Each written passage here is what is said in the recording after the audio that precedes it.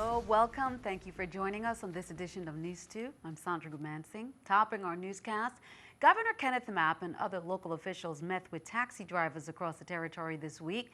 The governor said he wanted to hear from the industry on the challenges they're facing, as well as some partnerships and plans he has that will affect tourism. NEWS2's Rychel Parsons has details. Governor Kenneth Mapp said he plans to build St. Croix as a tourist destination. We're going to be spending north of $20 million as part of phase 2 of the Frederick said economic revitalization project. The visitor arrivals for St. Croix are up. We are committing from the government close to $3.5 million in advertising, marketing, and promotion just for St. Croix. The governor told taxi drivers at a town hall Monday night that tourism is already in talks with other airlines to get Boston and New York flights into St. Croix. Delta Airlines has already added a second flight to the Big Island. But the meeting was also to hear the challenges facing the taxi industry. We're having parking problems in Christiansted.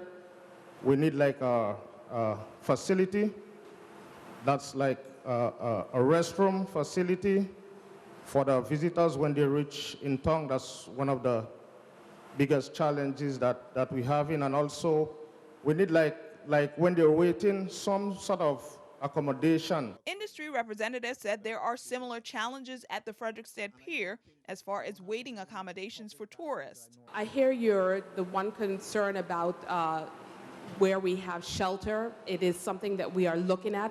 We're actively discussing the restroom facilities with Public Works. Officials said they are committed to improving the tourism industry. They, in turn, want a commitment from the taxi drivers. We always thought that St. Thomas was the competition. The truth is that the world is the competition these days. And so we're looking at places that never welcomed visitors that are now welcoming visitors. And so we really have to have our A game on. And as we talk about our A game, we have to talk about service levels. Rychel Parsons, NEWS2. Now, a similar meeting was held Tuesday night on St. Thomas. Governor Mapp and the taxi drivers discussed a number of different issues facing the industry. Governor Mapp also addressed the people of the territory and the media in a live press conference earlier today to discuss relief efforts for Dominica that are currently underway.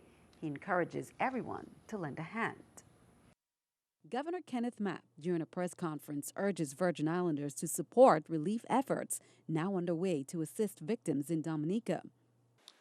Yesterday, midday, I had the opportunity to speak with the Prime Minister, Mr. Roosevelt Skerritt, at Dominica, and I wanted to call and express the territory's condolences and concern for the condition of the damage and loss of life caused by Hurricane or Tropical Storm Erica.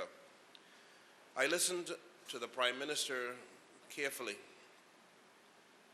and I was heartened to hear the distress and the destruction that the waters from Tropical Storm Erica has plagued upon the people of Dominica. The government of Dominica at this point still does not have a full assessment of the lives lost. Following numerous fatalities and widespread devastation caused by Tropical Storm Erica, the governor shared some specifics on what donations should be considered.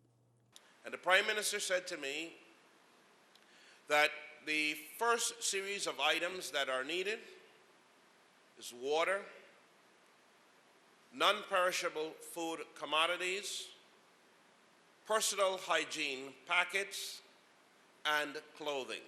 It isn't about they are in a disaster and they should take what they get. No, if you're going to give, give from your heart. And if you don't have it to give, say a prayer.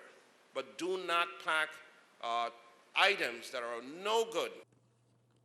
Governor Mapp has pledged his government's assistance in making available all information required by individuals and businesses willing to support the relief effort. Honorable Roosevelt Skerritt, the Prime Minister of the Commonwealth of Dominica, has asked me to convey his deepest thanks and appreciation on behalf of the government and people of the Commonwealth of Dominica, to you, Honorable Kenneth Mapp, Governor of the United States Virgin Islands, to your administration, to the citizens, the corporate body, and organizations of the United States Virgin Islands. Those of us who live here in the Virgin Islands say thank you as well. The office of Senator Myron Jackson offers prayers and condolences to the Commonwealth of Dominica in the wake of Tropical Storm Erica and to those who suffered the ravages. He said he and his colleagues will work with the executive branch to assist to support relief efforts. Interested persons may contact Paul Alexander at 340-201-9366 or Laureen Roberts at 340-244-9849. We'll also share some more details on where you can donate. Also, for more information, you can call the office of Senator Myron Jackson at 340-693-3519. Senator Kurt Viollet will be hosting a donation drive to assist with this effort, and he's asking the community to come out to Plaza West on Saturday, September 5th from 9 a.m. to 2 p.m. with donations of hygiene and non-perishable food items. Innovative CEO Sean O'Donnell says Innovative has been working diligently to fix their plant and extends heartfelt thanks to the hardworking employees who are involved in the restoration effort. They are managing both network issues and plant outages caused by down poles and lines. Innovative has been working closely with WAPA to ensure that once they have replaced poles and energized their lines, Innovative can immediately fix the plant. On Wednesday and Thursday, technical teams will be restoring service to customers in the following areas in St. Croix: Anna's Hope West, Columbus Landing, Herman Hill, John F. Kennedy Housing Community, Salt River, and Teagues Bay. Delegate to Congress Stacey Plaskett announces an exciting opportunity for residents of the Virgin Islands to witness Pope Francis address the 114th Congress. A lottery, she says, will be held to see Pope Francis for his first U.S. national address on September 24th, 2015 at the U.S. Capitol West Lawn in Washington, D.C. The delegate will be holding a drawing for limited tickets. The deadline for the entry of drawing will be on September 7th with random selections by September 9th. Tickets to attend this event does not include travel and lodging. For consideration, please submit your name along with local mailing address to popetickets.plaskett@mail@house.gov or submit at your local district office. As we mentioned previously, St. Croix and St. John no longer have access to MoneyGram's services. Last month, the MoneyGram Corporation suspended 6 locations across the territory while it was investigating the business practices of the owner. And now those agreements are terminated. News2's Erica Parsons has that story. St. Croix and St. John will have to do without MoneyGram services for now. We asked MoneyGram pointedly whether or not they had filled the gap fill the void that's left with the suspension and subsequent termination of the operations. They said they are vetting certain individuals and entities as we speak, and that once those entities are given an approval, they will let us know. MoneyGram Corporate recently made the decision to terminate its relationship with the individual who owns 6 MoneyGram locations across the territory. That owner is currently under investigation by the police. It did involve some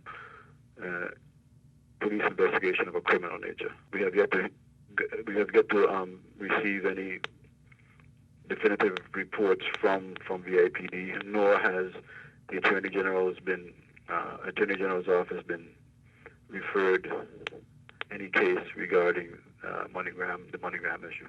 The Department of Licensing and Consumer Affairs hasn't started an investigation against the company, but they plan to explore all legal options regarding the terminated owner's license. We don't want to make any moves until we get something definitive from the police department.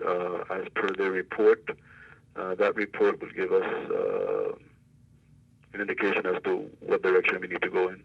The affected locations are Express Payment Center in Tutu Park Mall, 2 Mail Plus locations in St. Thomas, the Express Payment Center in Cruz Bay, and the Express Payment Centers at both Plaza Extra stores on St. Croix. Erica Parsons, News 2. And currently, the only available MoneyGram locations in the territory are on St. Thomas. Those locations are the Caribbean Travel Agency in Havenside and the In Touch stores at both Subbase and Estate Thomas. Turn our attention overseas. A massive manhunt in Illinois continued Wednesday, shuttering schools in the area as authorities spent a second day searching for suspects after a police officer was shot and killed north of Chicago. Police said Lieutenant Charles Joseph Glinwicks, an officer in Fort Lake, was shot and killed Tuesday morning after he reported that he was on foot and chasing 3 possible suspects. Glinwicks was a father of 4 and a decorated officer. Local agencies and federal authorities combed the Fox Lake area on Tuesday after the shooting, sending waves of officers and 48 police dogs out to search an area spanning about 2 square miles while helicopters skimmed overhead. And keeping our eye on the economy, after the roller coaster rides of recent days, the financial markets are slightly more sedate.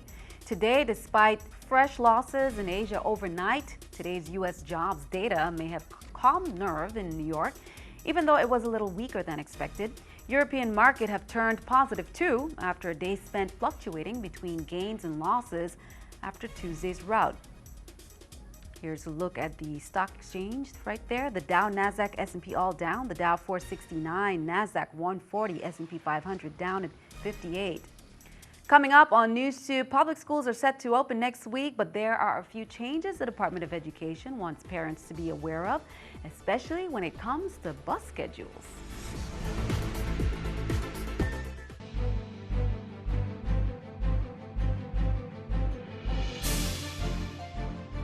Welcome back. As you know, public schools are set to open next week, but there are a few changes the Department of Education wants parents to be aware of. Students who are affected by the closures and merger of 3 schools will have to adjust their bus schedules. Elena students need to be at their regular bus stops by 6:30 a.m., with the exception of students who live east of Christiansted Town. Those students need to be at their stop for 6 a.m. Students who walked to school in the past should now meet at the newly created bus stop in front of Elena for 6:30 a.m. Charles Emmanuel students who are now being moved to Alfredo Andrews School should be at their regular bus stops by 6:45 a.m. That includes students who once walked to school. A bus stop has been created at the Charles Emmanuel campus. Charles Emmanuel students are required to wear Alfredo Andrews School uniform. Evelyn Williams students assigned to either Claudio Marker or Eulalie Rivera Elementary School must also wear the uniform of their assigned school. Students should be at their regular bus stops at 6:45 a.m. A new bus stop was also created in front of the Evelyn Williams for those students who used to walk to school. Pickup time is 6:45. There will be orientation this Friday for parents of new, returning, and transfer students at all St. Croix elementary schools. Education officials say they plan to talk about school policies and the new social and educational programs planned this school year. Claudio Marco's orientation is at 9 a.m. on Friday, and orientation for Pearl B. Lawson and Eulalie Rivera schools are both at 1 p.m. in both schools' auditorium. If your elementary school is not mentioned, please contact the school to find out what time orientation is on Friday. Tune into News 2. We'll have some more information on the schedules. On Saturday, Tutu Park Mall held a back-to-school extravaganza. Not only were shoppers able to enjoy some local entertainment, they were also treated to a special fashion segment to show off some of the latest clothing, shoes, and bags, most of which could have been purchased in nearby stores, as well as reminders to students how to wear school uniforms, what's allowed and what's not. High school students from ages 14 to 18 were involved.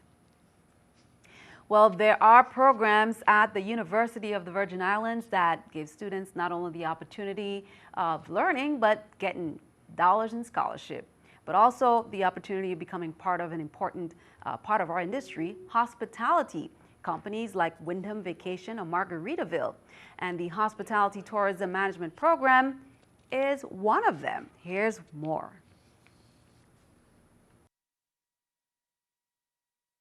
Currently in our hospitality program, we have about 100 students between the both islands of St. Thomas and St. Croix that are all active within the program. With the Wyndham Hotel, we formed a partnership about 3.5 years ago. They normally bring the majority of their corporate staff to show support for our program and helping us develop and explain to them what it takes to get to the top within the industry. We have a really, really good partnership because as well as giving us the opportunity to sort of give back to our communities, it also means that we can help find talented people to come and work in our properties. And the students that UVI is developing are awesome. First of all, they have a fantastic service ethic, and I think that's really a reflection on how the university is preparing them for the reality of, life in hospitality. My experience with Wyndham has been really great. They welcomed me. It's like my second family now. I started out at the Elysian Beach Resort as an intern. Then they offered me a job at Margaritaville full-time. Okay, good luck to all the students. Now, the Department of Education will also be receiving a $15,000 grant from Wyndham Vacation. A reception is being held this evening at Margaritaville property. Tune in to News 2. We'll have highlights. Well, are you ready for the new lineup? The 37th season launch of the Rychel Center? That will be announced during the Business After Hours on Thursday at 6 to 8 p.m. at the Rychel Center for the Arts. The team says work has been done behind the scenes to make sure this season is the best ever. Thursday evening at the Rychel will be filled with anticipation as people are curious to hear what the center would unveil for its upcoming season. Event coordinators for Business After Hours and for the Rychel refuse to spoil the surprise for excited attendees, so you have to attend to hear. We started the new year, 2015, with Babyface, sold-out performance that really had everyone on their feet, had ladies really, missing those good old days of when he was really into the industry. And then we went into the month of February with Kirk Franklin, which was an awesome performance. The last season ended with a bang. The team say they have been working behind the scenes for the past several months to make some improvements. We've been working for the past several months on trying to improve some of the services at the center.